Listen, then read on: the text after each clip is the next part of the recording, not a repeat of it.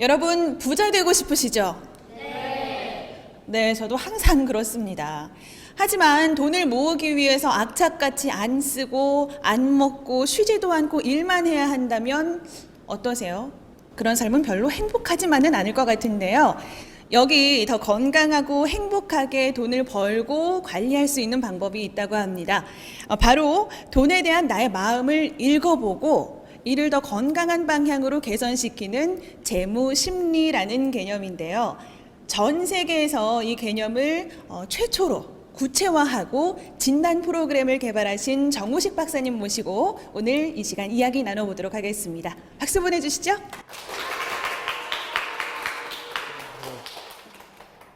반갑습니다.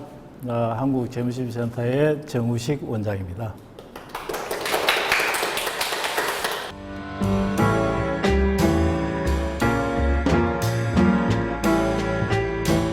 이번 시간은 여러분들이 부자 되고 싶어 하시잖아요. 그럼 결국은 돈이 나한테 와야 됩니까? 돈이 떠나가야 돼요? 그렇죠. 그렇게 하기 위해서는 돈이 뭔지를 알아야 되고, 그 다음에 부자 되기 이전에 우리가 한꺼번에 부자 되려다가 실패하면 어떻게 돼요? 가난이라든지 실패 속에서 고통을 받게 되죠. 그러면 부자도 한꺼번에 되는 것이 아니라 단계별로 어떻게 가야 될지를 정의를 할 수 있어요. 그래서 이번 시간은 돈과 인생에 대해서 여러분에게 아주 유익한 스토리를 들려주고자 합니다. 여기 보니까 돈이 어떻게 다가와요? 어때요? 작게 오는 것 같아요? 많이 오는 것 같아요? 이거 언제 홍수처럼 오죠, 이게? 근데 여기 보니까 이것을 해결할 수 있는 게 뭐가 있을 것 같아요? 여기 뭐라고 되어 있습니까? 월급이죠? 이 월급 하나를 가지고 어떻게 해야 돼요? 이 엄청난 거를 해결해야 되죠. 그죠? 이 월급이 불쌍하지 않나요? 그죠? 이게 너무 힘들 것 같죠. 그죠? 그런데 많은 사람들은 그래요. 기분 나쁘면 일 안 하려고 그러고, 회사에서 조금 다니다가 기분 나쁘면 때려치워 버린다고 그러고, 때려치우면 이게 다가오는 이것들이 기다려줄까요? 안 기다려줍니다. 그렇잖아요. 그러니까 여러분들이 열심히 노력하셔서 이 월급이 가능하면 커야 될 것 같아요? 작아야 될 것 같아요? 크고 오래 가야 될 것 같아요? 나오다가 안 나와야 될 것 같아요? 자, 여러분 직업을 앞으로 어떻게 잡아야 됩니까? 준비를 어떻게 하셔야 돼요? 먼저 지금부터는 여러분이 할 수 있습니다. 알았기 때문에. 그래서 우선은 여러분들이 다 부자 되기를 원하시는데 오늘 같이 이야기해야 될 것이 내가 돈을 벌든 안 벌든 나한테는 뭐가 다가온다? 이 많은 돈들이 때가 되면 나를 찾아오게 되는 거죠. 이럴 때 돈이 준비되어 있으면 어떻게 될 것 같아요? 해피하죠? 돈이 준비 안 되어 있으면 어떻게 돼요? 슬프지죠? 그죠? 우리는 내가 원하든 안 하든 돈이 쓰나미처럼 몰려오는 걸 여러분 인식하셨잖아요. 그죠? 근데 그걸 잘 해결하면 참 좋겠죠. 근데 그게 만약에 해결이 안 되면 나 혼자의 문제가 아니라 이 그림에서 보듯이 3대가 연계가 되어 있어요. 정말 심각하죠? 그러니까 여러분이 나중에 결혼하시면 여기 보면 어떻게 될 것 같습니까? 이 그림의 줄 위에 보니까 여기에 본인과 배우자가 있죠? 앞에는 누가 가요? 부모가 가시죠? 그리고 이 뒤에는 누가 따라와요? 아들, 딸이 따라오죠? 위에만 보면은 해피한 건데 밑으로 보면 뭐예요? 돈이 필요하죠, 지금. 그래서 지금부터 앞으로 부부가 평생 살 수 있을 만큼의 돈이 이만큼 필요한 거죠. 그리고 자식 도리를 하려고 그러면 어떻게 해야 됩니까? 부모님 살아계실 때 용돈도 드리고 할 수 있는 돈이 있어야 되죠. 그리고 뒤에 따라오는 자식들이 독립할 때까지 이 돈이 마련되어 있어야 되죠. 이게 해결이 되어야 건강한 가정을 이룰 수 있단 말이에요. 많은 어른들이요, 여러분한테 위로를 주면 참 좋을 것 같죠? 위로는 일시적으로는 좋지만 나중에 계속 위로를 하면 주저앉아서 울어버리는 끝이라고. 그래서 많은 이야기들이 나오죠. 뭐요? 아프니까 청춘이죠? 안 아플 수가 있단 말이에요. 여러분 안 아플 거예요. 이걸 알기 때문에. 100명 중에서 90명이 아프면 10명은 안 아프다 그러면 그 세상은 어떤 세상이에요? 아픈 세상도 아니고, 그럼 나는 어디로 가야 됩니까? 안 아픈 세상으로 가는 거죠. 지금 여러분은 어디로 갈 것 같아요? 안 아픈 세상으로 간단 말이에요, 지금. 나는 여러분들을 추워도 위로하고 싶지 않아요. 답이 있기 때문에. 자, 그러면 우리가 돈이 뭔지 한번 생각해 봐야 되겠죠? 돈이 뭔 것 같아요? 돈이 뭔 것 같아요? 힘이죠. 또 뭐라고 생각해? 돈? 가치? 오케이. 또 자연스럽게 해보세요. 제가 설문조사를 했는데 돈 하면 떠오르는 한 단어를 했더만 방금 전 힘이라는 사람이 있고, 또 어떤 사람은 편리, 어떤 사람은 행복. 그렇잖아요. 그러니까 지금 현재 돈이 나 머릿속에 어떤 단어로 자리 잡고 있냐에 따라서 달라지는 거예요. 그런데 우리가 자꾸 이제 교육을 시킬 때 황금보기를 뭘로 바로 했어요? 돈을 돌로 이렇게 싹 집어넣고 있는 사람이 있어요. 그럼 그 사람은 돈하고 친하겠어요? 멀어지겠어요? 그렇죠. 우리가 지금 어떤 세상에 살아요? 돈이 엄청나게 지배하는 세상에 사는데 돌처럼 생각하다가는 어떻게 될 것 같아요? 그런 분들은 무슨 일을 하셔야 될 것 같아요? 돌로 들어있는 분들은. 성직자나 이런 분들이 맞겠죠. 그죠? 그래서 돈은 두 가지 속성이 있어요. 하나는 사람을 도우고 편리를 주고, 그죠? 사람을 살리기도 하는 생명을 주는 역할을 하기도 하고, 한 가지는 또 뭡니까? 갈등과 실패와 엄청난 문제를 일으키는 거죠. 그래서 우리는 돈에 대한 잘못되어 있는 나쁜 속성에 대해서는 한번 생각을 해보셔야 돼. 거기에는 10가지 속성이 있단 말이에요.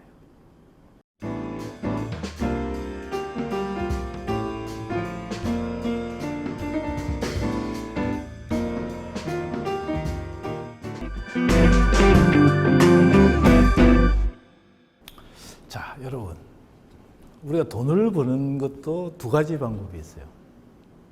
첫 번째는 우리가 노력을 해서 쫓아가서 만드는 플러스가 있잖아요.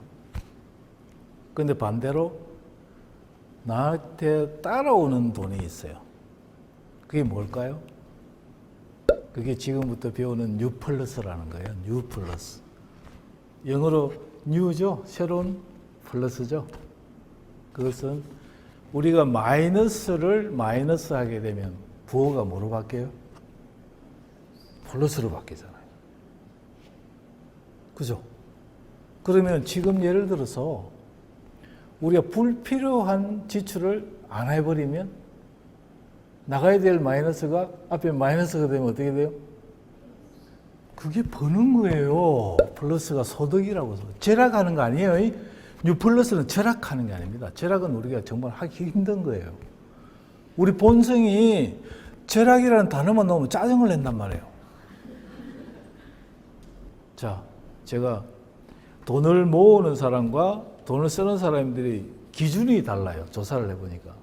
기준이 뭐냐면 돈을 쓰는 사람들은 편리가 기준이 돼요.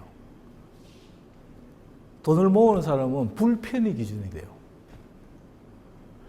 돈을 모아서 불편하지 않으니까 그냥 쓰는 거예요.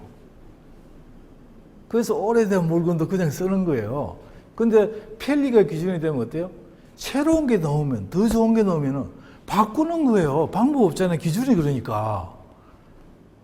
여러분 아파트를 가보세요. 불편의 기준이 된 사람들은 나오면 가지고 들어가고 켈리가 기준이 된 사람들은 쓸만한 거 다 내놓죠.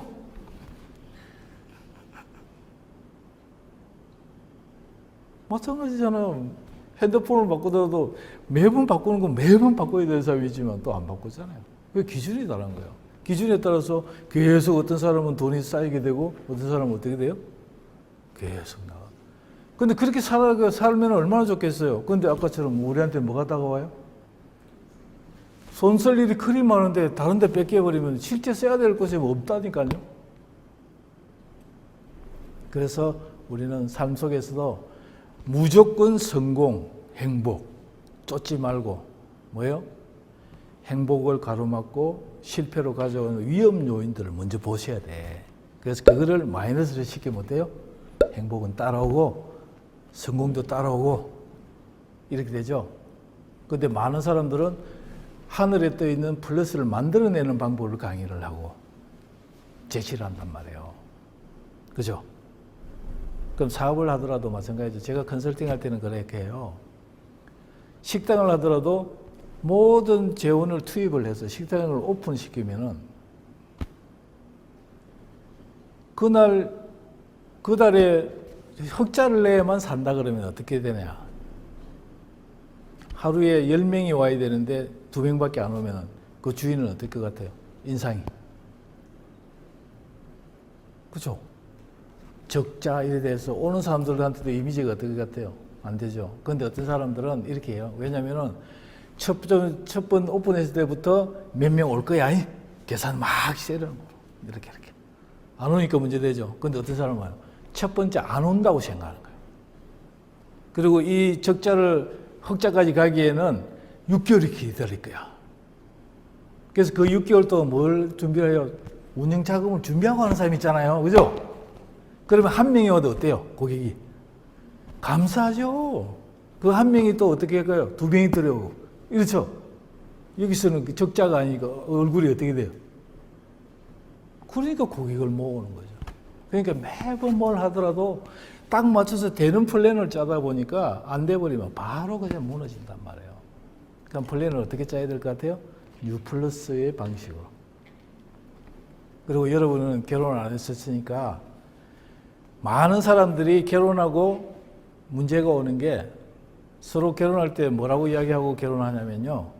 우리 행복하고 잘 살자라고 해요. 남자, 여자가. 근데 우리 한국말 단어는 똑같은데 생각이 달라요. 이쪽이 생각하는 행복과 이쪽이 생각하는 행복이 다르고 이쪽이 어떻게 잘 사는지 생각과 이 잘 틀린데 그냥 들어갔다가 서로 다른 걸 아는 순간 뭐예요? 쏘갔다는 돈, 뭘 이렇게 할 수밖에 없는 거죠, 이게. 그런데 거꾸로 물어봤냐고 이야기하는 거죠. 그래서 이것도 똑같아요. 행복과 잘 사는 건 따라오는 거니까 사전에 뭘 교환하면 될 것 같아요? 앵그리 노트가 있어요. 앵그리 리스트. 내가 앞으로 살면서 이런 일이 발생하면은 화날 것을 서로 교환하는 거야. 어때요? 그렇잖아요. 그 남자는 잘 살고 행복하는 게 뭐냐면은 5일 동안 열심히 일을 했기 때문에 나는 주말에 나는 내 시간을 가질 거야. 이게 행복이에요. 그런데 아내분은 어떤 생각이에요? 주말은 누구와 함께? 가족과 함께. 근데 미리 그게 딱 나왔다면 어떻게 될 것 같아요? 여기서 컨센서스가 일어나요. 그러면 하루는 당신 하시고 하루는 뭐예요? 가족과 함께. 어때요? 자, 그럼 저하고 U+의 이게 개념을 확장하는 연습을 좀 해야 돼요. 자, 제가 하는 말을 반대말을 이렇게 하면 됩니다. 하늘, 땅이죠? 자, 1등, 꼴찌죠? 행복, 성공, 그죠? 앞. 그래서 많은 사람들이 앞만 보고 뛰다가 뒤통수를 맞아요. 하늘을 보고 뛰다가 많은 사람들이 어때요? 돌부리에 넘어져요. 그죠? 그러니까 우리는 어떻게 하는 게 건강한 것 같아요? 하늘도 보고 땅도 보고 앞도 보고 뒤도 돌아보기도 하고 이 균형을 잡는 게 제일 건강합니다. 그래서 우리는 지금까지 계속적으로 보이는 것만 한쪽으로만 보고 살았기 때문에 이게 전부 다 불안정하고 균형을 잡지 못하는 삶을 살고 있는 거예요. 그래서 여러분들이 지금부터는 뉴 플러스의 개념으로 건강한 부자가 되는 여러분 되시기 바랍니다.